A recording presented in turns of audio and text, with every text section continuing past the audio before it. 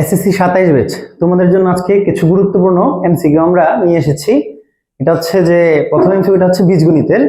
এটা যদি আমি সলভ করতে যাই একটু, তাহলে দেখা যাচ্ছে যে এখানে কি লেখা আছে যে 2x + 2y(x = 3) হলে x² + 1/x² এর মান কত। হ্যাঁ, তখন এটা আমরা বের করতে গেলে কেমনে বের করতে পারি? আমার সর্বপ্রথম কথা এখান থেকে আমার কি কমন নিতে হবে? 2 কমন নিতে হবে। 2 কমন নিলে থাকবে কি x + 1/x = 3। সেই জায়গা থেকে x + 1/x = 3/2। এখান থেকে আমরা কার ভ্যালু পেলাম? x + 1/x এর ভ্যালু পেলাম। তো এখান থেকে আমি যদি আমার মান বের করতে যাই যে x² + 1/x² এর মান কত, সেই ক্ষেত্রে আমার অনুসিদ্ধান্তে পড়ে আছে যে a + b² - 2ab। তো a + b² - 2ab, x x এ কাটা, এটার আমার মান কি 3/2² - 2। আমি যদি মান বের করতে পাওয়ার ভাঙে দিয়ে যাই 9/4 - 2।